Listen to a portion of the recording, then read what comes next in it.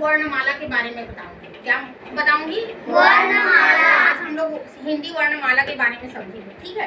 हिंदी वर्णमाला की क्या परिभाषा है या आप लोगों को मैं बताती हूँ। वर्णमाला जो है वह एक को क्या कहते हैं, वर्ण कहते हैं, पर उसमें मोतियों की तरह यदि गूंथ दी जाए, मालाओं की तरह बना दी जाए तो वह वर्णमाला कहलाता है। वर्ण के मेल को, वर्णों के समुदाय को ही वर्णमाला कहते हैं। वर्णों के समुदाय को क्या कहते हैं? वर्णमाला कहते हैं। हिंदी वर्णमाला 52 होते हैं। कितने होते हैं? 52। हिंदी वर्णमाला के कितने संख्या होते हैं? 52। ठीक, जैसे कि वह एक मोती है। अगर एक मोती को बहुत सारे गूंथ दी जाए, क्रम से गूंथ दी जाए तो वह मोती नहीं माला कहलाएगा। क्या कहलाएगा? माला। वैसे ही एक को वर्ण कहते हैं, लेकिन उसको मोतियों की तरह गूंथ दी जाए तो वह क्या कहलाएगा? वर्णमाला। क्या कहलाएगा? वर्णमाला। वर्णों को ऐसे मोतियों की तरह जमा दी जाए, जमा के यदि हम लिखते हैं तो क्या कहलाता है? वर्णमाला। वर्णमाला कहता है। वर्णमाला के कितने भेद होते हैं? 2। कितने भेद होते हैं? 2। पहला स्वर और दूसरा व्यंजन। पहला स्वर और दूसरा व्यंजन। स्वर के परिभाषा। जिस स्वर को, सभी ठीक से बैठो। जिस स्वर को बोलने के लिए किसी की सहायता लेनी है ना, किसी की सहायता लेनी नहीं पड़ती, वह क्या है? स्वर। क्या है जी? स्वर। और उच्चारण, जो हम स्वर की उच्चारण करते हैं उसमें किसी की सहयोग नहीं लेनी पड़ती है ना, किसी और स्वर की हमें सहयोग की जरूरत नहीं, उसे हम स्वर कहते हैं। स्वर कितने प्रकार, स्वर की कितने संख्या? 11। स्वर की कितने संख्या? 11। स्वर 11 होते हैं।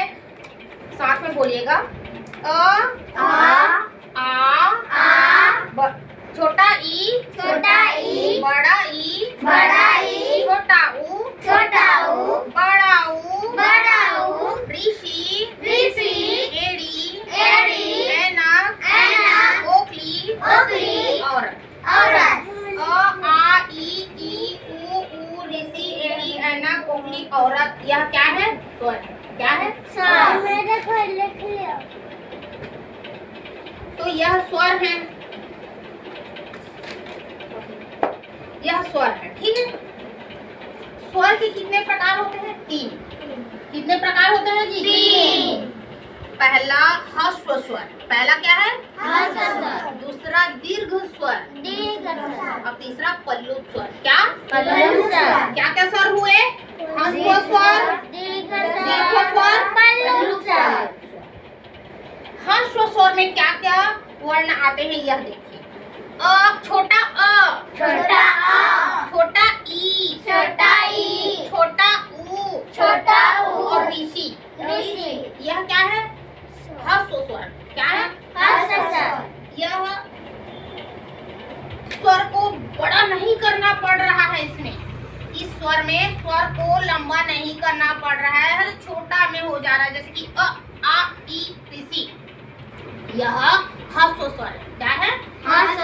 दीर्घ स्वर ह्रस्व स्वर से थोड़ा बड़ा होता है। दीर्घ स्वर क्या होता है? ह्रस्व स्वर से बड़ा होता है। जैसे कि आ, भाई अ को बड़ा नहीं करना पड़ा, पर आ को बड़ा करना पड़ा।